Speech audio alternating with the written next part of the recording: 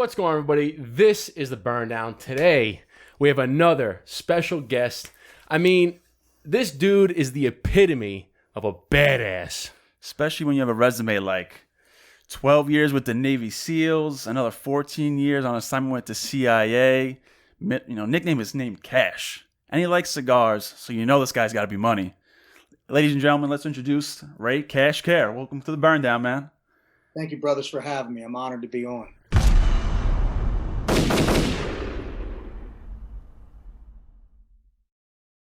We're honored to have you. Thank you for your service, first and foremost. Yes, first and foremost, thank you so much for your service. 25 plus years. So we appreciate you. We salute you. Thank you very much, brother. Doing what I can, brother. Tearing it down, burning it down. I can't have a cigar. I told you guys before, but I can have a little JMO. So hey, that's wife said more I than got to enough. meet her in the middle. Happy wife, happy life. That's how it goes. Yeah. So we actually we're gonna be drinking with you because this wouldn't be the burn down if we don't have a cigar and a drink with it. Absolutely. So we broke out today a little bit of Buffalo Trace. Mm-hmm. Are you a bourbon guy? What do you like? Whiskey? I like whiskey. I drink Jameson. I drink Irish whiskey. That's all I drink, really.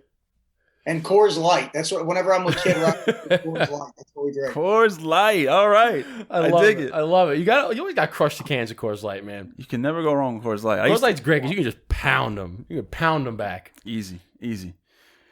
So let's before we dive into the interview, because we have a bunch of questions we want to ask you. We just want to hang out with you. We want to get to know you a little bit more.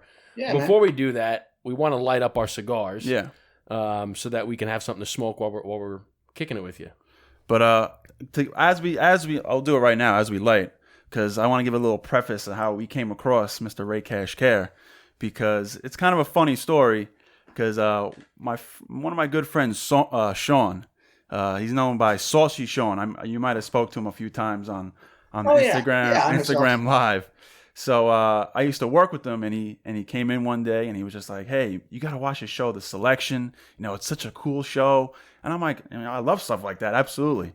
So I watched it. My fiance and I, we watched all the episodes on YouTube, and we got absolutely, so involved with the show, and we loved it. We were so pumped watching it.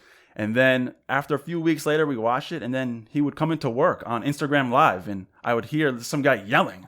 I'm like, Sean, what are you doing right now? Like, let's go to work. And he's like, oh, dude, this is Ray Cash from The Selection. You got to watch his lives. And I was like, no shit. Oh, no way. All right.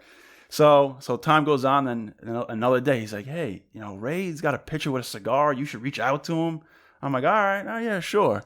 And then what really struck me by reaching out to you is when we saw you with Kid Rock and John Daly on the golf course smoking the cigars, and then you knocked the ball out of your teeth. Well, not out of your teeth, but you put the tea in your teeth. I mean, that was unbelievable. So it's funny just weird how things work. You're on our show now. Yeah, they made a song about that. The Creed's Clearwater Revival. Lodi. Things got bad, things got worse. It was as soon as me and Bob start drinking, Kid Rock and the guys. I think we were on like the 14th, maybe the 7th or 14th hole. It wasn't even that late, but we started drinking.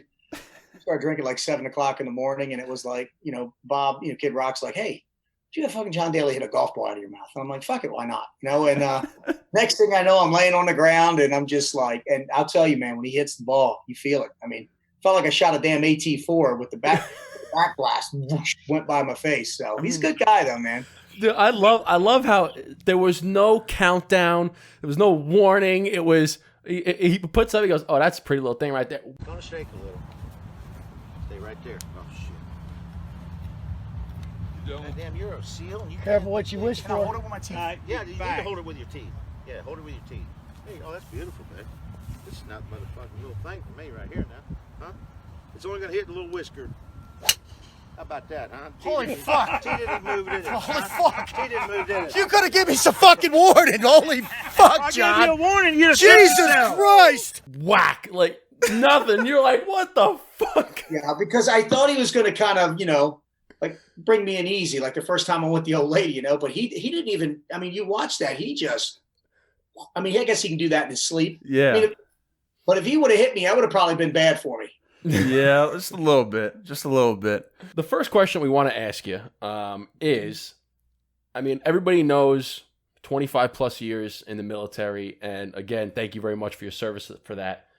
But what inspired you to join the military? And, you got 25 fucking years in the military. I mean, I have 25 years combined with military and government service. So I want to make that. So it's a total of like 26 years, but only 12 were as a SEAL, because I say that I'll get my ass chewed by the other SEALs. But bottom line, your question, what inspired me to be a Navy SEAL it's simple. I was a fuck up. And I wasn't going anywhere fast. I really wasn't. And I come from, I'm a Jerry Springer show. My dad was murdered when I was 11. I'm from Baltimore. Me and my mom aren't close. We don't even speak now. And, it was just a lifetime of being told I wasn't going to amount to anything. And I wasn't big enough. I wasn't fast enough. I wasn't fucking strong enough. And I just had enough of it, and I went into the recruiters and I was like, I didn't even know. I was just trying to figure out shit. I took the ASVAB. I'm dumb as a bag of rocks back then. I had to take the ASVAB 3 times. I said, Christ, the written test was harder than me going to BUD/S, actually, for me. But it's just, I like to call it the Cinderella story, just a guy grows up, no one believes in a guy. And the guy finally just, I call it a self-reflection drill where I looked in the mirror when I was 19 and said, enough of this, man. If I don't do something and take action, right? It's decision-making 101. Ask, make, take. Ask, do you want to continue to be a fuck up? I made a decision. I needed to join the military, get the hell out of Hampstead, Maryland, where I'm from. And then I just took action. I just looked in that mirror and fucking did it, man, and I think that's what more people need to do these days. They just need, everybody asks what the problem is, and then they make a decision on what to do, but they're just scared to pull the trigger. And I was at a point in my life where, and that's where I come up with the attack the hill. It's literally a fuck it, fuck you mindset where it's, and it's not disrespectful to, I'm not saying it to you. I say it to myself. It's like, fuck it, Ray. Right. Of course. And then it's like, every man has that inner bitch, that toxic cognitions, that it's fear, doubts, and frustrations. Like, look, man, worst thing that's going to happen is I'm going to join the military. I'm going to try to be a SEAL, right? And if it doesn't happen, it's either going to be because I break a bone or I die. So fuck it, I'll be fine. And I did. And I just, and that's the message. A lot of guys to this day are always asking me, Mr. Ray, what was your plan B? Motherfucker, I didn't have a plan B. I didn't. I have contingency. It's either plan A or dead. So that's right, man. I said it in the selection. If I'm not there, I'm dead or dead. And I think a lot of what I would like to tell the audience, when a lot of people want, it's not the want, it's the need, right? 138 of us wanted to be Navy SEALs. 16 needed it. Well, guess what? 16 of us original made it. So that's what I always tell people in my coaching plans and stuff. What's the want versus the need? I want another sports car. My wife is like, do you want it or do you need it? I'm like, because she tells me, because I started working for Bedros, mama doesn't work. I take care. I make the house run. She actually makes everything happen. I just, make the money and she does everything with it. But she goes, do you need it? Because she goes, I know you need to pay for the house. You need to pay for private school. You need to pay for gymnastics. You need to take care of your obligations. Having another GT500 sitting in the fucking garage is a want. She goes, now trade it in and get an old one. I said, yeah, you're right. I don't really. So she's the one that gives me balance. But, people need to figure out, what you need to do in life. And I'll tell you right now, man, for all the listeners out there, if you're sitting on your ass and you have fears, doubts, and frustrations, best fucking thing you can do, man, is look in that mirror, believe in yourself. Because I live by 4 fucking F-bombs, man. I got them tattooed on my hand. My wife wasn't happy with that one either. Family, fitness, finances, and faith. And faith for me right now is not religion. It's the ability to believe in yourself. So watch, this isn't scripted. I just want to see if you guys can figure this out, right? You two smooth cats looking good in the suits, smoking the cigars, get a little whiskey. Fill in the blanks. You ready? This is a ... CI last letter aptitude test. What do you do before you cross the street? Look both ways. Both ways. Are you sure? What do I do before I cross the street? Yeah. You motherfuckers are doubting yourself. What do you do before you cross the street? What are you told? You're told to look both ways. Look both ways. That's right. You're good. You're right. But people doubt themselves. Now, here's a question. Were either of you hit by a car crossing the street? No. No. You were programmed that. Just like I'm going to show you guys. So that's 100,000 foot view of being programmed. That's faith. It's about being programmed. Now let's go one step lower. Let's go ground level. You can only do two things in life. All the people listening here, two things and two things only. You can W or you can L. That's it. Mm-hmm. You're either Wing or you're Ellen. What does W mean? Tell me. Win. That's right. If you ain't winning, what are you doing? Learning. Yeah. You are the only two that have gotten that fucking right. Everybody else has been programmed to lose. And this is what I tell people. You learn. The only way you lose is if you quit. Then it makes you a fucking quitter. Yes. And the reason why you become a loser is because you've lost out on all those amazing experiences. Absolutely. That's what people do. When people quit buds or they quit on life, you're a fucking quitter. I love it because it's. I mean, we've gotten. We can, and that's one reason why we're excited to have you on here, because we have a similar mindset where it's, everything, if you don't fail at things, you just learn. And then the way you get better is that learning from these past experiences and see how you can be better. You're a quitter when you just give up on everything and just say, you know what, I tried it once and whatever, like, I'll on to the next thing. Cause I didn't learn that until late in life, because I adopted my son from my wife's previous marriage to a fucking deadbeat who owed a bunch of money. And I when they were getting off topic, and I literally told him, hey, I want him. You owe all this money. I'll make up a draft. You owe nothing. He goes, we're done. $862 is what it costs to adopt a kid in Virginia Beach. Wow. And I said, listen, you might want to have talk to this young man. He's 13 years old. He said, nope, I'm good. I thought to myself, motherfucker. And I told him, I don't want to say his name, but I said, you know what? You're a fucking loser. And he goes, Ray, I don't have to sign that. And motherfucker, you already signed it. The minute I said it, you already made the commitment. But he goes, why am I a loser? I said, I'll tell you why. Because you quit on your son. You quit on my son, which makes you a quitter. And now the reason why I'm calling you a loser is because you are going to lose on all these amazing opportunities and memories I'm going to create with this kid. Right? I mean, this poor kid fucking sat by the phone waiting for fairy tales and rainbows, and it wasn't happening. Just like I do with everything else, I took action, told my wife, and I'll tell you to this day right now, man, my son's 26 now. If anybody else said otherwise, tell you what, you're going to get a left hook to the face. He's my kid. He's my blood. And that's how I came up with the whole win and learn, because I actually learned. I won the greatest thing that I could win. I won literally his love and respect. And I learned that I learned every day that to be a father, I learned that his other father was a piece of shit. I learned that, it's a big responsibility, but I always do, like I always tell people, do an AR, after action report on yourself every fucking week, man, and just do better and better in life. And that's some of the biggest learning moments that I've ever gotten in life, is when I'm critical with myself, like in buds, people always have fucking that obstacle that gets in your way. Everybody has one. I don't care. There's nobody that goes through buds. You could get the jockos and them on here and they'll say, oh, no. Everybody has something. Mine was the 50-meter underwater swim, man. That was like my biggest. Yeah, because I was going to ask you, what was, go into budge training, what was like your biggest learning moment? I'm not sure if that was it. I don't know if it was a learning. It's when I learned about myself that I could overcome and fucking conquer anything, is when I did the 50-meter underwater swim. Because what people do is you get inside your fucking head, right? And that voice, that inner bitch, makes you a bitch. And then what I did is I take that voice, and I do this now with the programs I do with Bedros Keuilian, and I turned myself from a bitch to the bitch. And people go, what's the difference? Well, one's A and one starts with the. But the bitch is I became intellectually sound. I became trainable. I became a fucking communicator. And I became hard as fuck. And that's what spells bitch. I became the bitch. And once I powered through it, because sometimes in life, man, you can only train so much, like to hold your breath, because you could hurt yourself. But sometimes it's, that's why I always have my sleeves roll up your sleeves. Let's get I looked at the pool. You got to jump in, do a flip. Water goes up your nose. Fucking sucks. But I'm like, I only got to go fucking 50 meters underwater.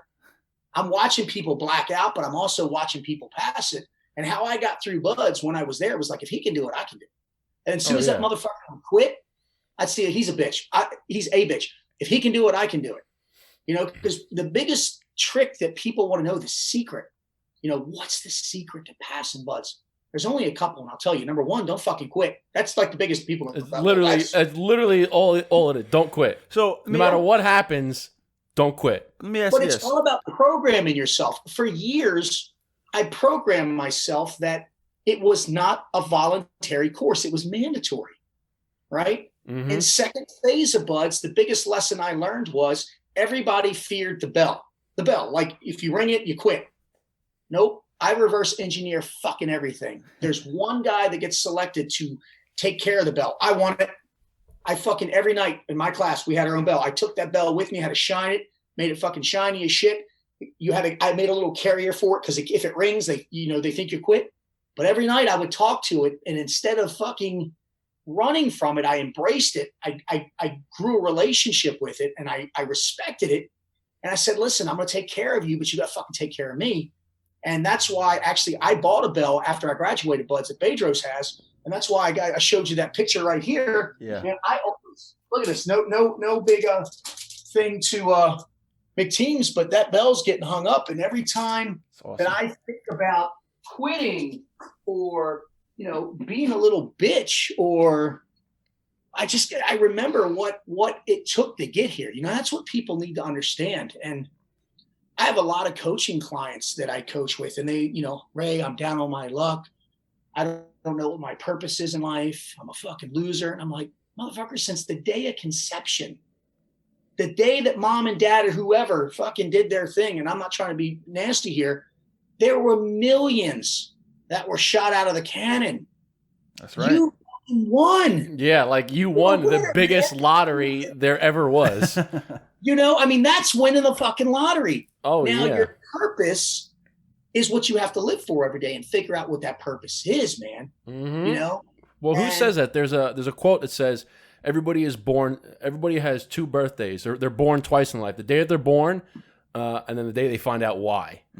Exactly. And that kind of goes with yours. It's like you're born, and then once you find your purpose, it's like there's a rebirth, and you're like, now life can begin, and like this is where I'm really, and sometimes you're born more. I'm not disagreeing with you because I agree 1,000%. But I was born. I was meant to take care of things, however you want to say it, make things go away, and then I was reborn last year when I met Bedros Keuilian, from hurting people to helping people. I love it.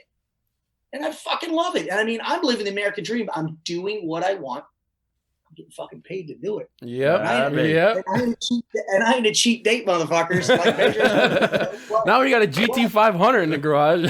But when you work for the man, you got to put out. Believe me, I've worked, a couple hours on birthdays, and, I'll be on there Christmas doing shit, man. You got to put out. That's the thing. It's just, all I do is take my lessons from growing up being just, abused, because I was abused in a lot of ways, to channel an energy. And my secret is this is it, man. Number one, I reverse engineer everything. Fucking reverse engineer everything. My clients, I filled this up. It was half. Now it's not. But now it's about we'll say a quick cheers to you. Cheers to you. My glass is never a quarter empty. Motherfucker's always quarter, 3/4 to full, because I have so much more potential to put in that. So I make people do that. Everything that I do, I reverse engineer it. I get up every morning. I have my daughter do it. I have an MOL, a motto of life. It starts with believing in yourself, man. Every morning my daughter gets up. She says, I'm a champion. I'm a winner. Beautiful. Every morning I get up. I love it.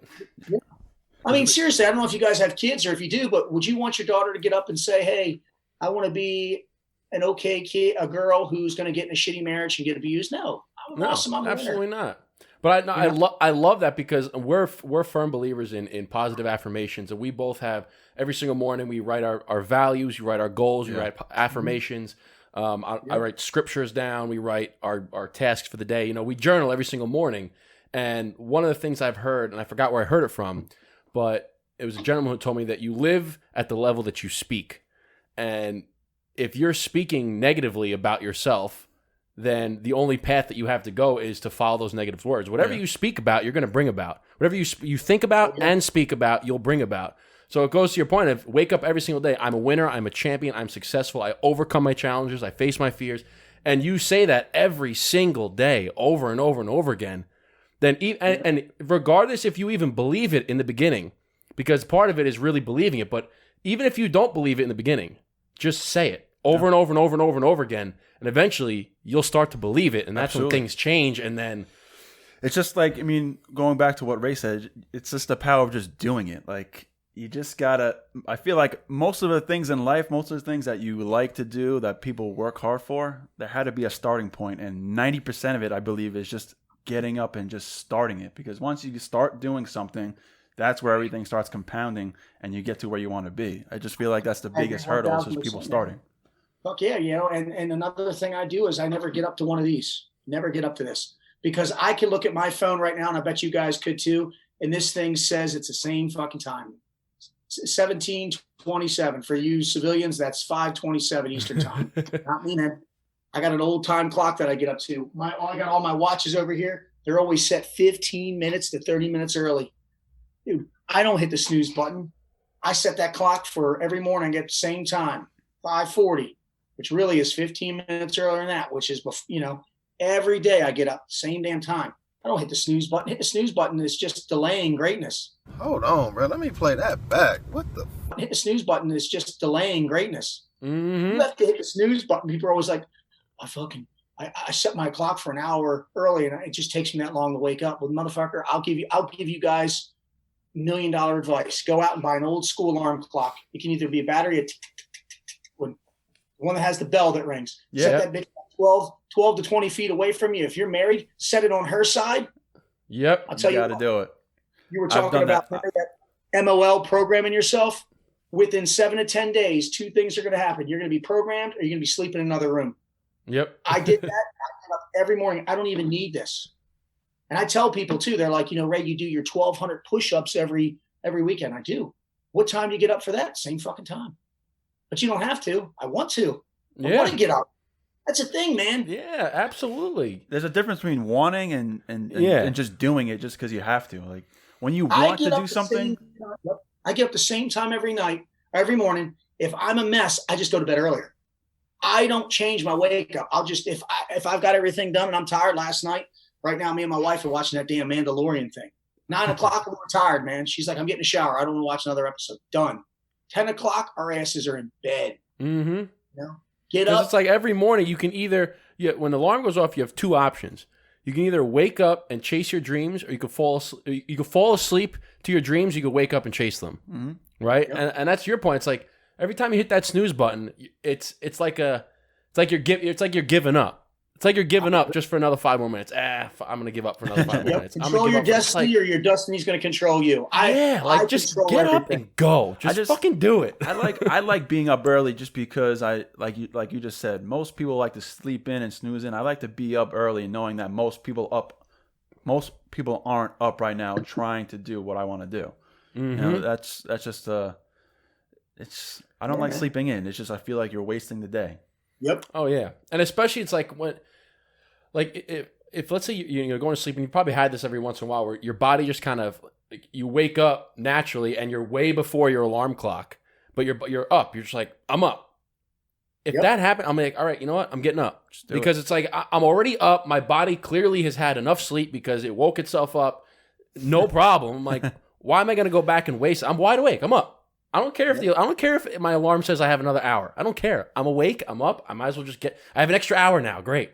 Got an extra hour. That's what you got to do. Yeah, average person has about 16 to 18 hours to do one or two things, man. Kick ass or have your ass kicked. That's it. Average person sleeps 6 to 8 hours. That's just, I do a lot of these Harvard business studies for all my courses and stuff. And it's like, you know, business world, they call it time management. No, it's guard your time, you know, and that's where I do I have the MOL, I do the POL for, I don't believe in this 21, 90-day bullshit habit lifestyle. Live each day like it's your last fucking day on earth. Put the fuck out. Time plus effort equals results. Yes. Give, figure out what needs to be done. You know how much time you have. You have this much time. Time plus effort. I don't want 100%. I want everything you fucking got, and you're going to get great results. Because if you miscalculate your time, you give shitty effort, you're going to get a shitty fucking result. And that's what I do, man. Yeah, it's all about guarding your time. I get rid of negative people, places, or thing in my life. This is a seesaw. for every negative person that sits on that fucking seesaw right there, one person, right? To counterbalance that out, you need 7 positive people. My motto is reverse engineer that. I don't need more friends. I just need to trim the fucking fat. That's what I do, man. Well, I've always said that. I've always said that to people. Is everybody's like, oh, I need more friends. I said, listen, let me think of your friends, and it's weird to say it, but think of your friends like money. Would you rather have 4 quarters or 100 pennies? What would you rather have? 4 quarters. I'd rather have 4 quarters every day of the week and twice on Sunday. Okay, I don't need 100 friends that don't provide any value or don't provide any growth towards me, any positive influence. I'd rather have 4 solid motherfuckers that I can depend on. No doubt. That when shit hits the fan, they're all going to be there for me no matter what. Yeah. No matter how long, if it's been 10 years since we talked to each other, no matter what, they're going to be there. No. Now, Ray, do you believe in when people say, you are the average of the 5 people you spend the most time with? Does that kind of correlate to your beliefs and how you work? I believe that I am progression of the 5 people that I hang out with. I'm work in fucking progress, but I surround myself with some fucking, I surround myself with the best of the best. And I'll tell you what, it ain't easy. I mean, I just had Bedros Koulian text me right now because I messed up a text message for a website for me. He's like, bro. And I'm like, shit. Like I said, I'm talking to you guys. Right. Uh-huh. But yeah, I mean, I do. I think you need to, you need to focus on you and then choose the few, right? And man, I tell you, I have a lot of acquaintances, but very few. I probably have about 10 or 15 really good fucking friends. I mean, the Rob O'Neills and the McTeams and shit, man. I fucking, I call Kid Rock up. You'd be surprised. He's the most down to average guy, but Bedros and Steve and Aaron and Matt, I mean, that's who I run with, man. Jason Redmond. I mean, I run with the thoroughbreds. And what I love about them, in some fashion, they're all better than me. And I'm not, most guys are insecure about that shit. No. Yeah. No. Teach me something. That's again, go back to what you're saying. It's learning. Like, I want people smarter than me, stronger than me, better than me, because I get to learn from those people. I don't want to learn from people that are dumber than me, like do less than me. I don't learn from those people. The only fucking thing I can't do is learn how to sing because like I said, Bob Ritchie, Kid Rock said, dude, you fuck suck. So just whatever else you can do, stick with the karaoke. But I was like, he's like, no. Now, but everybody else is teaching me something. Bedros teaches me about business. My wife, she teaches me how to be a good person. My daughter. I mean, it's amazing the things that you can learn from people if you just stop hearing them and start listening to them and absorbing them, right? I absorb, man. Dude, my phone, whenever somebody talks of influence, I used to take notes. Bedros Koulian ripped it out of my hand once. He goes, are you? I'm like, no, I'm taking notes. He's like, bro, you have this thing called voice memo. Dude, I have probably 1,000 audibles on here, and they're just Bedros Koulian on, hey, how to fix your website. Hey, how to make more money with your gear. And what do I do? Instead of getting in that fucking car listening to jams, I hit play. Yeah, that's nice. Because every single day you can learn something new. You can learn, and it could be the biggest, it could be a game changer in your entire life, or it could be the smallest little thing. But if you think of it like every single day, you're learning something new. You're getting a little bit better. Because now I know something. I know one more thing more than I did yesterday. So I'm a little bit better than I was yesterday. Compounds on top of each other. Exactly. And that's one of my favorite books is The Compound Effect. And they talk about how they make an analogy of a plane. If you take a plane from New York to LA and you have a route, they go, if you deviate from that route by 1 inch in the beginning, by 1 inch, you will completely miss LA and not even know that you even passed it. And that's why they talk about, so what is it in your daily habits? If you're making a good progression, a step in the right direction every single day, compound over and over and over and over and over again, you'll get to your destination. But if you veer off the path, right, and you say, like for instance, let's say you have a goal and every single day and you don't do that goal, you veer off the path. If you do it again, you veer off the path again. If you do it again, and you keep veering off, and then it's that much harder to get back. So it's like compounding those daily wins over and over and over again. I was reading, and this goes back to a lot what you're saying, Ray. I was just reading yesterday, and it said, more people need to talk to themselves than listen to themselves. Self-talk. And I thought that was pretty interesting because I reflect on myself, and I say, man, sometimes I am talking to myself like doubting, like, can you do this? Can you? And instead, you should be saying, you can do this. This is what you're supposed to do. And I said, that's a pretty strong thinking point, because I agree. I think a lot of people, why there's so much doubt and people have more negative thoughts and actions than positive, is that they don't talk to themselves. They listen to themselves and what other people are thinking. And I think that goes to a lot what Ray is in his situation and how he turned himself into where he is now, because it seems like he did a lot of self-talking instead of a lot of self-thinking, if that makes sense. It's another great book. I did. And I had, and real quick, I don't know, we got some questions, but the biggest lesson that I ever learned in life, I learned something and I had an epiphany. I had just two things. And just so happened that they were recently, like within the last year or two. Number one, the biggest thing that I learned is my entire life, all the TV, all the movies, all the shit I did, I was trying to do it to prove people wrong, right? Like, fuck you, I can do this.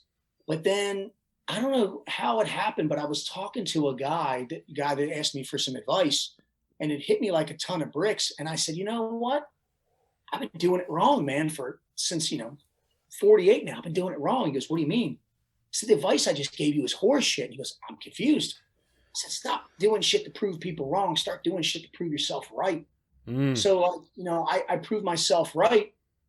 And, it's funny, when Bedros hired me, motivator, decimator, educator, Bedros asked me, he's like, dude, you're the most passionate, motivated, fucking aggressive guy I've ever met. And he was like, what is it you actually do? And I, because I do fitness, I do all this shit, but I don't consider myself a fitness expert. I don't consider myself, I'm not a fucking entrepreneur, trust me. I'm not a connoisseur of fine cigars. I mean, I'll smoke a Swisher if you give it to me, old school. I mean, I don't care. I mean, I like it. But what I am an expert on, what I'm a subject matter expert on, is fucking pain. So there's physical, mental, emotional, social, spiritual, and sexual pain that men and women deal with in their life. And then what I realized is how to profit from pain. So I came up with an equation. Pain equals growth. Growth equals power. Power equals knowledge. And knowledge equals profit. So when you see me putting these guys and girls through the courses, and they're straight and they're doing all this shit, I always say, pain is profit. These motherfuckers are profitable, or, is putting out. They're putting the fuck out. But it's not the physical. All you see is the external shell. But what's really going on inside is I'm working on that pain with that demon, that toxic cognition, that voice, right? Like I told Rob O'Neill, all men and women have that voice, depending on your past and your history, depending on, if you were abused or molested, or you were an alcoholic or a drug addict or whatever, or you have PTSD, those type of demons you really can't kill. But a lot of the other ones you can: fear, doubts, frustrations. But things like those big topics I hit, instead of trying to kill them, let's fucking name, claim, and tame them motherfuckers, right? Tame the beast. I just had this conversation with Rob O'Neill about 2 months ago, and he fucking loved it. And I had another guy today say it. The thing is to stop trying to kill everything. Like I told Rob O'Neill, you can't kill everything. Even though you killed one of the most famous fucking people in the world, some things you just can't run from. So greatest lessons I've learned in life is, number one, do shit for your fucking self. Stop doing things for others. And then number two is learn how to profit from pain. That's all I do with the reverse engineer, man. I take the shit. Everybody has a superpower and a kryptonite, right? I love Superman. And everybody avoids, I can't do burpees. I can't do this. I can't. Motherfucker, take off that apostrophe T and let's use the powerful word N, and let's attack it, right? And I'm making a difference. I started that 1,200 push-up contest a while ago. We started 1,000. Now it's not a physical thing. And I live by the mantra, do more, do less, just do, right? Ladies, get on your knees. They giggle. I'm like, come on, guys, let's be professional. Fucking just put the fuck out. Just do like whatever you can. Just do it. That's it. I got girls that I can't do push-ups. Fine, do squats. I can't squat. I don't give a fuck. Blink your eyes 1,200 times, sweetheart. Do something. Yeah, it's not about the push-ups. Yeah, it's about, can you stay focused for that 1 hour? I love it. That's it, man. And I don't want to. The rest of the world doesn't matter to me. Unless my wife came out and something happened. No, all I'm focusing on is 20 push-ups, the best that I can, on the minute, every minute for 60 minutes. We got guys and gals that are getting in shape. They're feeling better about themselves. I get on there with the women and say, hey, tell me which 18 and older. Make sure I say that for the ladies. I'm strong and I'm sexy. For my younger girls, I'm strong and I'm beautiful. I'm a dad, so I'm careful. We do, man. You have a dad calling. But all I want to do, my message is I want to help one fucking human being at a time. And then I want them to just pass on. That's all I want. That's it. And it's actually, I love how he said, because so going on the 1,200 push-ups, the 20 push-ups for 60 minutes, and what I like how you said that it's not really a physical thing, it's more of a mental thing, and it's kind of going on the fact that you can learn something from everybody, because I'm learning right now that it's more mental than it was physical, because I tried it when he for everybody that's watching, everybody that's listening, I saw Ray do the 1,200, and I'm like, that's got to be a killer workout. I want to try it. So I first did it with squats, because I had that current day that I was working out was leg day. And I'm like, let me do it with squats, right? And I only had about 30 minutes to work out, so I did 30 minutes of the squat thing. And then I'm like, all right, let me try it with push-ups. And I sent the message to Ray, and I was like, I only got to, I think it was like 32 minutes. And then I said, you know what? I felt like I could get to 37, but I stopped at 32. And Ray was saying, well, 32 up is better than 31 and down. But now that I'm talking to Ray and you're telling us about how it's more mental, it makes me think, I'm like, you know what? Shit, I quit at 32. I could have kept going and just gotten on my knees and done knee push-ups, because at the 32 mark, like, to get another, I was getting the 20 push-ups wasn't 20 straight. Like, it was start on the minute, and by the end of the minute, I was just finishing the 20.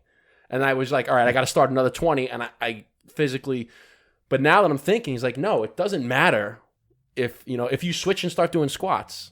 It doesn't matter. It's not a physical thing. It's more of the mental game. Wow. So I appreciate you talking about that, because now that's teaching me. That's it. Set a goal and fucking do it. I don't care how. Modify. I do workouts in the damn garage. I had Phil Heath, Mr. Olympia, go, dude, the shit you do is amazing. It's not amazing, Phil. I don't have a big gym. I just have fucking rocks and tools. So I just picture Wes Watson. It's a prison workout, because Wes Watson's a very good friend of mine. He was like, dude, we do that shit in the yard all the time. Roger that, brother. I haven't invented anything. I'm just a creative motherfucker that refuses, and I can't stand negative people either. I don't know if you've ever seen me on my live feeds. We get those things called trolls. I've seen it a few times. I'll stop what I'm doing and I'll try to talk to one, man. Let's go. Tell me if you don't like what I'm doing, why? And what happens? They never pick up. It's just society hides behind the keyboard. Keyboards, man. My thing is I miss the days when you just walk up to somebody and punch them right in the fucking face, and then you'd have a beer over it. Believe me, I've done it. It's been done to me. And I love it, because like if you have, like you said, everybody hides behind their keyboard now. We're in the technology age, behind your computer. But it's like, listen, if you got an issue with somebody, go talk to them. Just confront it. Confront them, talk the issue, and then 9 times out of 10, you'll squash the issue immediately within the 5 minutes that you talk to them. And a lot of as opposed to holding a grudge and letting it go on for 5 years. A lot of it is then, again, there's just the self-talk. You're probably just building up a bigger situation than it really is. And if you just, I'm not always the best at confronting, but I found out when I do get over that hurdle of confronting somebody, I'm like, you know what? It wasn't even a big deal. Mm-hmm. I should have just started it last week instead of this week, but 100%. And so I wanted to go back and ask you about the so your 4 F-bombs, right? Family, faith, finances, and fitness. Family, fitness, finance, faith, yes, sir. Yeah, and so we had talked about, there's a. He's getting comfortable now. I like it. So there was we've talked about it on the past, and I've mentioned it here on the podcast. Is the 4 pillars of life, and it's the same thing as the 4 F-bombs. It's your physical health, your mental, spiritual health, your financial health, and your relationship, your family health, right? And I always look at it like a stool. If you picture your life as a stool that's got 4 legs, if all 4 legs are strong, that stool is not going to go anywhere. You can sit on that stool, you can put hundreds of pounds on a stool, it's going to be fine. Yep. If 3 are strong and 1 is weak, the stool will still stand, but it might wobble and tip. But if only 2 are strong and 2 are weak, that stool's falling over no matter what. Absolutely. So I always see, like, and I bring that up when people always talk about, oh, that guy is a multimillionaire. He must be so happy. Be like, no, he just has one stool that is strong. You don't know if the rest of the other 3, he has one leg that's strong. You don't know the rest of the legs. Yeah. You don't know how his physical fitness, his physical health is, his emotional health, all that stuff. So I wanted to ask you, I love the 4 F-bombs. They're essentially the same 4 pillars, but, when did you first, figure that out? Or, can you elaborate more on that? Like, how did that come to fruition for your life? Well, I think a lot of it's the military. I do everything in 4s, man. Keep it simple, stupid. I use the acronyms, right? Kiss it. Team. Team is trust, effort, attitude, mission. Starts with you. Same thing with you talk about your 4 pillars. My 4 pillars of success are a little different, even though they're the same, but mine are teamwork, problem solving, leadership, and communication. I learned how to believe in myself at a young age, but I didn't really learn and listen until I got into the SEAL teams. And, and not even the regular Navy. Regular Navy was a fucking joke. No, I mean, I love the regular Navy, but people just did the minimum. And I was just like, this isn't for me. And then I surrounded myself with people. So it was probably around, 24, 25 years old, I started really learning these lessons. And the thing is it's like when you go to one of our project boot camps that we have, it's when you get out of the SEAL teams or out of the ... you realize how fucking slow, and I hate to say this, and lazy the real world is. Like, I'll give you an example. I live by this mantra, man. If you're early, you're on time. If you're on time, you're late. And if you're late, you're fucking fired. Yeah. My coach used to say that in college. Always. My coach would say that all the time. Learn that early on in sports. Football. Pedro's Cooley, and I showed up. We worked out, and he was like, yeah, we have lunch at 3. It was 12 o'clock. I'm like, let's go upstairs right now and talk, man. I don't want to wait till 3. Let's do this. And I laid it out to him, man. My job interview with Bedros, I mean, I just lay it out there. I tell people how it is. I said, listen, B, I'm not the biggest, fastest, strongest, smartest, and I'm probably not going to make you the most money. He goes, Ray, this is not how you start a conversation with me. I said, but, and the one thing that I told Bedros is, the build up to the but is the crescendo. It means nothing. But, motherfucker, no one will outwork, be more loyal, and fucking I'm the guy that will bring the shovel, no questions asked. He said, you're fucking hired. That was it, man. And I mean, he wasn't just looking at me. I know. I love that. I love that. Actually, I saw an interview once of Will Smith said that. They said, like, what sets you apart? And he's like, you may be smarter than me. You may be more talented than me. Yep. You may be what he goes. But if we get on a treadmill, either you're getting off first or I'm going to die. He goes, yep. I will not be outworked. You will not outwork me. I never knew he said that. Yeah. He said, two things can happen. Either you're getting off first or I'm going to die. That's what he said. And that shit works. Battlefield, business field, home field, man. That attitude, that mindset. Like when I met my wife, I told her, listen, you could do better, but you could do worse. And she's like, what? I'm like, listen, you're the one. I'm not. You'll see. And I mean, I'll tell you what, man. I chased her down, tracked her down, but you're mine now. Mine now, biatch. You know what I'm saying? But I work, that's the thing. No, I told her, no one wants you more. No one's going to fucking work more. And no one, because, guys will say, I'll fight to the death, motherfucker. I tell you, the minute I met her, I'm like, yeah, that's mine. I'm that guy that's like, yeah, I want that job. Yeah, I want her. Yeah. But the thing is, I'm not a spoiled fucking brat. I just know I got to put in the work, right? Time, effort. You just keep your head down and you just do what you got to do. Yeah, will not be outworked. I love it. And it's like the moment that it goes back to when you talk about hitting the snooze button, going back to sleep. It's the same thing. It's like the moment that you stop working and going after what you want, somebody else is passing you. 100%. And that's right? Like if you're not working, somebody else is for the same goal. I learned that real early on. And that's another reason why I go back to saying I love being up early. And I think I know you said Jocko earlier. I think I saw a clip of Jocko saying something like, he's got a family, he's got all these responsibilities, and that's why he goes to the gym at 4 o'clock, 4:30. I said, you know what? I'm a pretty busy guy myself. That's probably not a bad idea. And, I just love waking up and getting after it early. Like you said, I've always been a believer of showing up early. Everyone at my job, everyone's like, oh, if it's at 12 o'clock, and we all know Eric's going to be there at 11:15. Because it's like life's you're being evaluated from the day you're born to the day you die. You've been evaluated. You live, there's a dash, and you die. Even your fucking eulogy is it a reflection of you? That's what I tell people, man. You know, that's homework I give people. If you don't stop right now, tonight, when you guys get done, write your eulogy. If you don't like what it says, guess what? Change it. Fucking change it. Yeah, man. Yeah, somebody said that to me too. They said if you were to die tomorrow, they go, would you be happy with what you have accomplished in your life so far? Like if you were to die tomorrow, would you be proud of how you left this earth? It's a great way to look at it. And it's just like if you're not proud, or if you haven't accomplished it, like what are you doing sitting here? Why are you not working? And I'm glad Ray's here, because we talk about this stuff all the time, and sometimes it's like people feel uncomfortable about it, or they can't relate to it, and it's just like, why can't you think like that? Like, we're just regular guys, you're a regular guy, we all wake up, we all put our pants on the same way. Why just can't you just? It's hard for people to kind of just to make that switch, and it just goes back to what I was saying earlier. It's just about just doing it, just trying, because even if you try it and you're not good at it, or you fail at it, again, it goes back to the L. You learn from it, and you can figure out, all right, you know what? I did it this way. I don't really like it doing that way. Maybe I'll try it this way. And if you didn't start it, you would have never known that's how it was. Yep.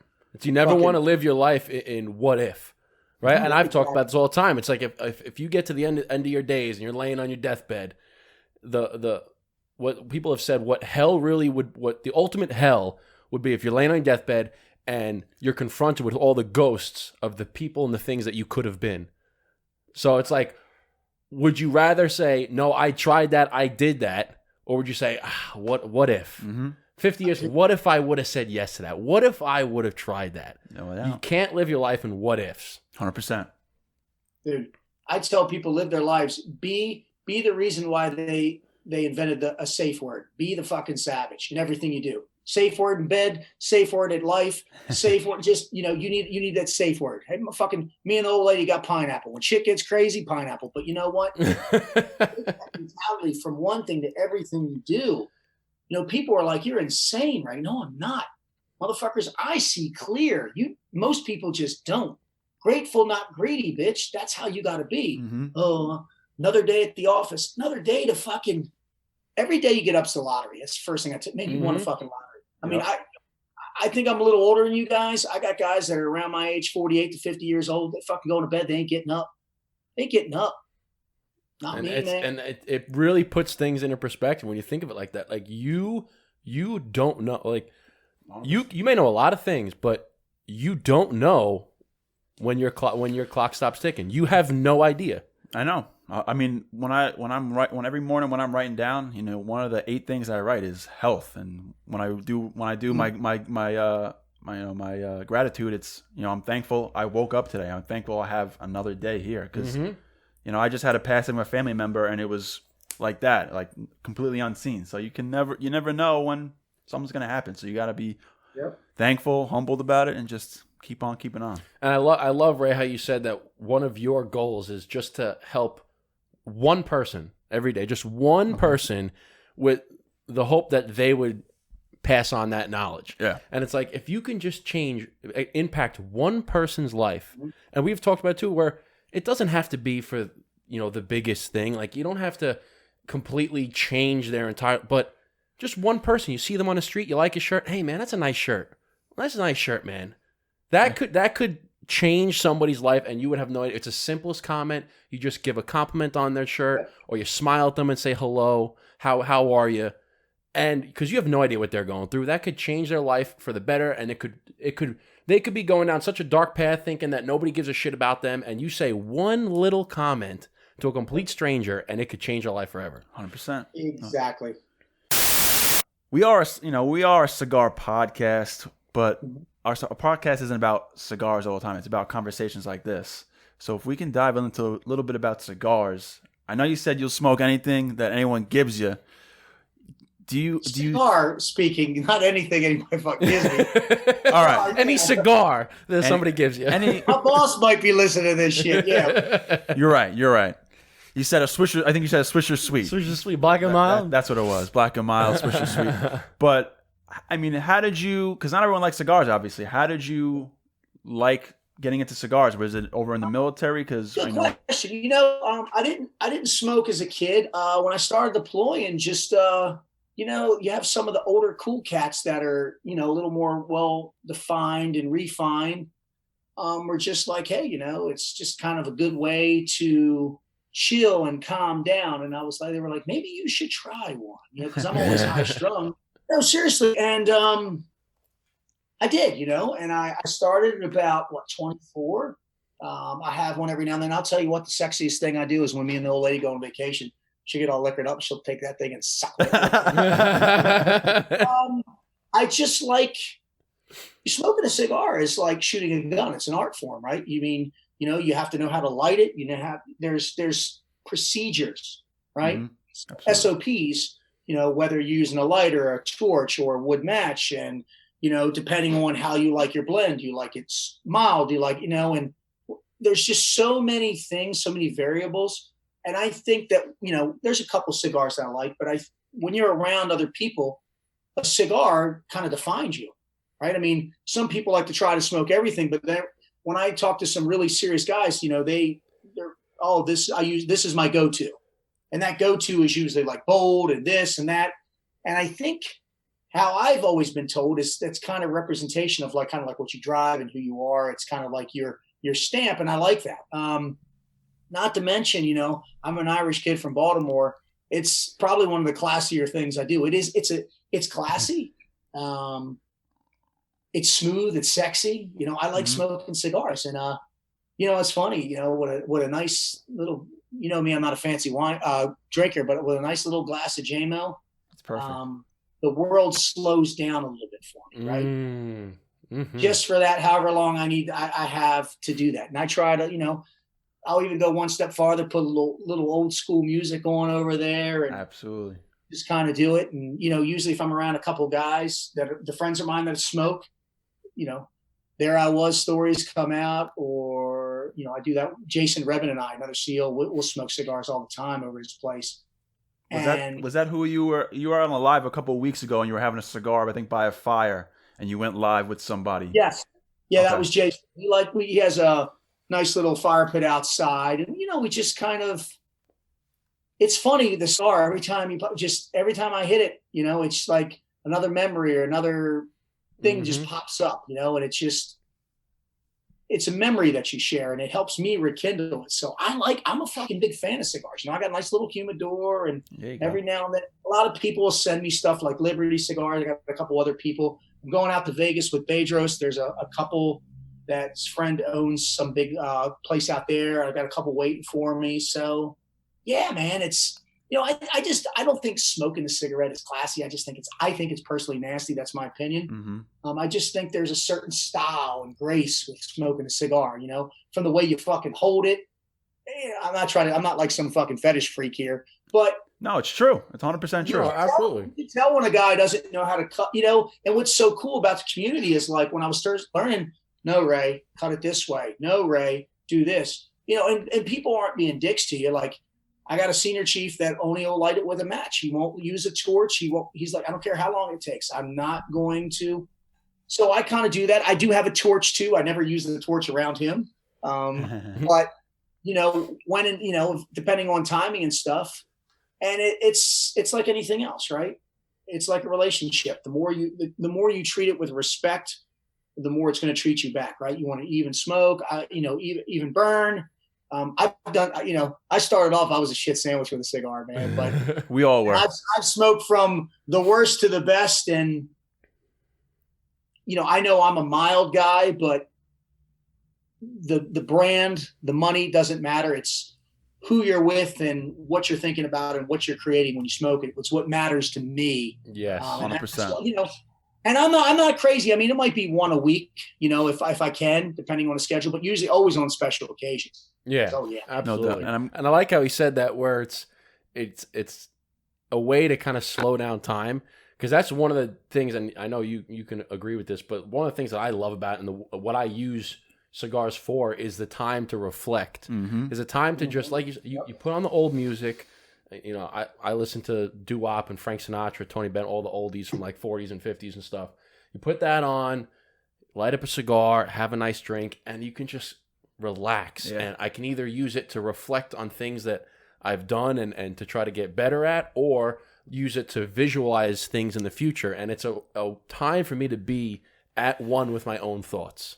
and it slows time down, it relaxes you, and it brings me back to neutral. No doubt. Because life is busy and crazy. So I like some of the. I mean, I like everything you said, but a couple of things that stuck out to me, Ray, was one thing was the difference between cigarettes and cigars. When I look at people who smoke cigarettes, or how I think why cigarettes are smoked, it's more of an anxiety type of situation. You're smoking, so you can kind of get through whatever you're going through. And a cigar, like you said, it's more about relaxing, and it's more about the memories that you're making, especially with your other people, and treating you with respect. It kind of sounds funny treating a cigar with respect, but it's true, because I don't smoke cigars every day. Maybe like yourself, maybe a few times a week. But when I am smoking a cigar, it gives me the respect back, because it's a time where I'm able to gain my thoughts. It's able just to relax, decompress. If I'm with people, create good memories, create good conversations,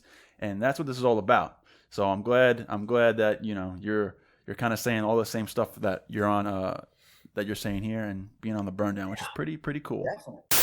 So I wanted to. So this is a quick question. So everybody obviously knows that you're pretty jacked. You're pretty. He works out a little bit. Right? Yeah, you know what I'm saying? Works out a little Black bit. to lead me down, because this is classy. I don't want to show all the tats. Yeah. So I gotta ask you, and a lot of people ask, anybody who's in the gym, they always ask, "What's your favorite body part?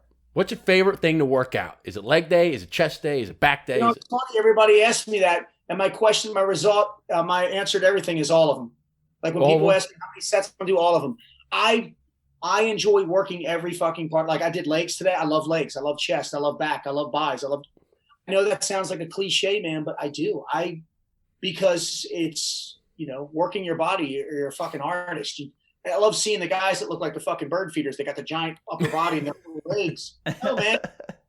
And it's funny because it's like I people always ask too. They're like, "Oh, how do I get big? How do I get big?"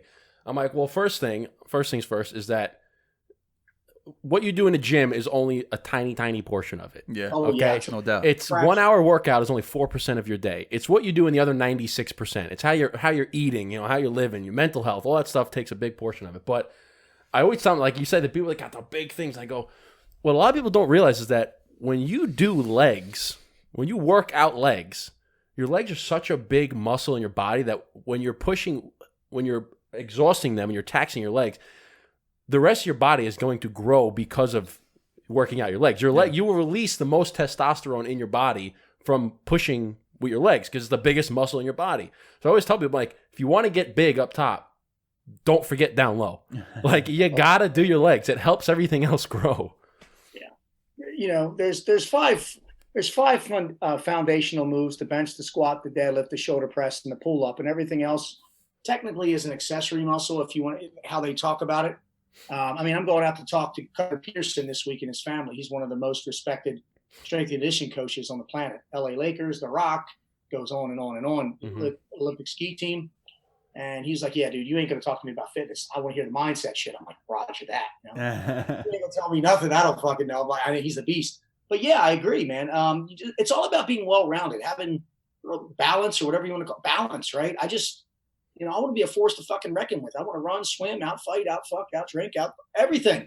I want to be the best. Be a savage in every aspect. That's it, man. Modern day savage, modern day knight, right?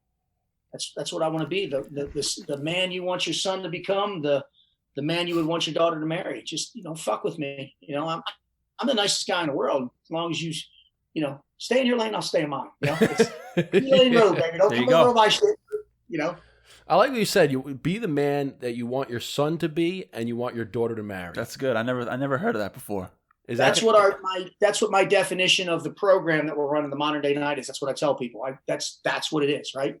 And the funny thing is whether you have kids or not, I could ask you to pick 10 things that you would want your son to do and become, and how you want your daughter to be treated and what you would want her to become. And I guarantee you, we're going to have a lot of similarity. Open the car door for one, be respectful, provide, protect. Be an enforcer if you need to, but don't. We all have the same things. My son, honor, just all that. Just it's all the same. We all want everything, but the world is diluting shit with social media and all this other shit, and people will just think they can just get on a keyboard and be awesome now. That's not how it works. It's a shame because it's like all that social media and just media in general. It turns people into sheeple. We've always talked about it. Like, do you want to be one of the sheep, or do you want to be one of the outliers, the people that break the herd? And I forgot what the other analogy would be, but it's sheeple. It's people that are just following the masses, just listening whatever media it's like. No, I don't want to be like everybody else. My father from a young age said, view the masses and do the opposite. And that's how I look at life, is just seeing what most people are doing and seeing and analyzing, is that really what I want to be doing too as well? It's just simple. Yeah, and it's like if you want to be one of the extraordinary people, then you have to do the extra that the ordinary people won't do. You know what I'm saying? Like point in case right here, Ray Cash Care. You know, people always ask me with my past, how do you sleep at night? Well, when I do sleep, I sleep well, but only one thing keeps me up. They're like, is it the PTSD? No. The fear of being average keeps me up. Fucking like, oh my God. I don't want to work a 9 to 5. I mean, and listen, and again, that's America. I get it. 9 to 5 job. Everybody has their thing. And believe me, by no way am I talking bad about someone, but that's not for me. Yep. Right. That's not what I want. My grandfather worked his entire life as a plumber. One of the greatest men I respect. So I want to make that very clear, but that's not my path. My path is I want to do something fucking extraordinary. Now, he was an extraordinary man too, but when he left this earth, he left a legacy with his family. I want to leave the legacy with the fucking earth. That's what I want to do. I don't know what that is yet. I'm still searching. Right now we're helping men. We've got the project. We've got a Squire program helping fathers and sons bonds, and we're doing corporate training. So right now, that's what I'm doing, and I love it. I'm going to businesses. I'm helping fathers and sons, and I'm helping men who want the ultimate physical, mental, and emotional experience to be an ABC and be an entrepreneur. Right now, unless my wife was giving me a blowjob, I'm pretty fucking happy. Sorry, guys. Amen to that, brother. Amen to that, brother. I'll drink to that. Right now in my life. I love it. I'll drink to that one. For sure. Sorry, I mean, but fuck. That's No, but I like how you said that. It's like so it doesn't matter. Like you said, you're not putting down the 9 to 5. And it brings me back to the 4 pillars in the stool the analogy I was talking about. Where if your 4 pillars are all strong, right, and you're working a 9 to 5, and it takes care of your finances, and those are strong, you're paying all your bills, everything's good, and all the other 3 are strong. You're a success in my eyes. Like, if that's what your life, if that's what you want, and all 4 are strong, and you have a strong fucking stool, then you're a success in my eyes. But like you said, we don't want to do a 9 to 5. So as far as the finance pillar, that's not how we want to live our life and make the money. We want to do something else. We want to leave our mark on the world. So one of the values that I write down every single day is impact. I want to make an impact. 100%. I want to make a positive impact in people's lives all over the planet. However that is, whether, the burn down so far, we're blessed and grateful that we've been able to reach people globally. And I know, Ray Cash Care, you've reached thousands of people and helped, so many people globally. That's what we want. We want to make an impact on this planet so that when we leave this earth, we left it in a better place. I say that all the time, man. I tell people, right? Don't be Haley's Comet. Don't be fucking impressive, right? Battlefield, business field, home field. Be that meteor that fucking, meteors usually burn up in the atmosphere. Be the force that even the atmosphere can't burn it up, and it hits the ground and it fucking leaves a mark. If you're married, that's your meteor. If you're doing what you love in life, that's your fucking meteor. I love that. But most people, what are they looking for? You can rent a jet, and you can rent a fucking a Rolls Royce for a couple grand. You can get a fucking photographer $2,500. I know, because I looked into it, and I can get pictures and make it look like I'm rich. I'm not rich. The pictures that you see me do, the shit that I do, I'm one of the few guys on social media that goes start to fucking finish. Stomach exploded because I drank a gallon of water. Fucking cussing, I'm spitting. But that's what real life is. Life isn't fucking Rolls Royces and Bugattis and fucking G5. It's not. It's guys fucking sweating, grunting, grinding, and getting it done. I'm not the prettiest, like my wife says, boy, you're just you're rough around the edges, but I'm still sharp. I fucking cut you. So I'm still a fucking force. But that's why I have people like Bedros and Steve and Aaron and Matt in my life. They're trying to sharpen me, right? And mold me. And I resist. I resist. I do. I'm 40. I'm older than all of them. I resist. But what I've come to learn is like, I'll tell you what, if Bedros says, hey, I have something you need to invest in, I stop everything I'm doing and go, okay, I know what to listen to. Like when he says, hey, I've got a tip for you that's going to help you make money, I stop. But he's like, you need to do that with everything I say, because I'm only teaching you shit that I know. So that's what I love, man. And then I pass it on, right? Because that's the thing. We're all sponges, right? Be a fucking sponge, absorb as much as you can. Bring that bitch out, right? Focus on you, then focus on the few. I've got my little circle, my nest. You know, I love the world, but I can only help the world one person at a time. So hopefully it's going to grow and grow and grow. But if each person does the same thing, right? The ripple effect of positivity, not bullshit, then it can amplify faster and faster and faster, right? And that's what we do. Right? It goes back to the compound effect, right? You help one person and they go, if you help one person, you can help 2 people, and then those 2 people help 2 people, and then those 2 people, 4 people, and then boom, next thing you know, you have a whole wave of people helping people. I'm helping a guy right now on a weight loss journey. One of my best friends. I already helped him lose from 383 to 236 pounds. He didn't listen. Told him that's too light. He had some issues happen. His name's Tim Sweeney. I'll give him a shout out. I don't care. And he's back up to 310. I stopped everything I was doing last week. My fucking beautiful wife, Trisha, said, get your ass up there and help him. Icon Meals donated 6 months worth of fucking pre-made meals. Truline, Bedros Cooley, and supplementation with Aaron Andrino. And then Will Branham from NFW, Make It Warrior Recovery, fucking donated CBD, like goods, not with the crazy shit. And literally, I'm working with Timmy. He's already down 10 pounds in 5 days. And literally, I told Timmy, once I do this and you get your weight back down, you need to teach what you learned from me, right? The mentored becomes the mentor. That's what it's about, man. That's what, like I might talk to you guys afterwards, getting schooled up on some cigar shit, but guess what? There's people that know less than me. Once you teach me, instead of me being a dick, right? Make and take, I'm going to make and give. Make and give. No doubt. That's the biggest lesson Bedros taught me. Like I started making a lot of money working with Bedros. So much so, and I'll tell you, so much so, my wife quit her job and we're fucking still getting by. He said, listen, you're with me. You're not going to. Bedros has a motto, and he says, I don't lose, but what he says is, I don't fucking lose. And you can call it cocky, you can call it arrogant, you can call it all you want, man. I'll tell you what, I'll follow that fucking guy into hell and back because he does not lose. And I want to be that fucking guy. And what's so great about people that are successful, or they're like real successors, are like, where do you want to be in 5 years? I want your job. He told me, come fucking get it. In 5 years, I'm going to be here. You're out of your fucking mind. You want to run one of my companies? Run them. But I'm not going to have 7 companies. I'm going to have 20 companies. Okay, fuck it. And I can live with that. I'll have peace with that, right? I mean, we have a company called LTD, and I've been busting my ass, and hopefully I'll get you get a part of anything Bedros Cooley owns. Is fucking it's like fucking touching the golden goose. And all right. I think for Christmas that's what I'm getting, a little, but little is better than nothing, right? Yeah, I'm right. No doubt. Exactly. 20. So LTD is what? Is that leadership team development? Team development. Steve Eckhart and I, the Marine, we literally will go to your company, or you can come to us and we do virtual, whatever. Teamwork, problem solving, leadership, communication. We like to do the hands-on because we have drills. Communication is key. If you want to be successful in life with your wife and with your business, 83% of all businesses fail in the first year, not because of funds, because of fucking communication. Harvard Business Study.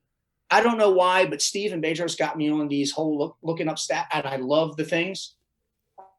You can program your mind to be positive 2 minutes a day for 20. I don't know why it's 26 days. 26 days. You can program yourself to be fucking awesome. Steve, all of us, all the most successful people I know have that MOL. Steve Eckhart says, I am fucking awesome. Love it. Be great today, be a bitch tomorrow. My daughter says, I'm a winner, I'm a champion. It all starts with you, right? You talk about the stool. It's all about the foundation of the house. You can have $1 million house, but if you have a shitty fucking foundation, and that's the faith of all things, then the house is going to crumble. So what I do is I come in and I say, hey, let's remodel. let's start from the bottom. Let's start. I put family at the top because that's my girls. I have my son. He's a man. He's on his own. But the faith, I got to get up every fucking day and say, you got this. And believe me, man, I'm going to tell the world this. There are days where the motivators do not want to fucking get up. They do not want to fucking get out of bed. I don't care who you fucking are. Jocko, Goggin. We are human. There are days that we want to just fucking lay back in bed, fucking say, you know what? I'm not going to go to the gym. But that's what separates us from the average fucking people. Like, just fucking do it. Like, just do it. And soon as people do it, they always say the same thing.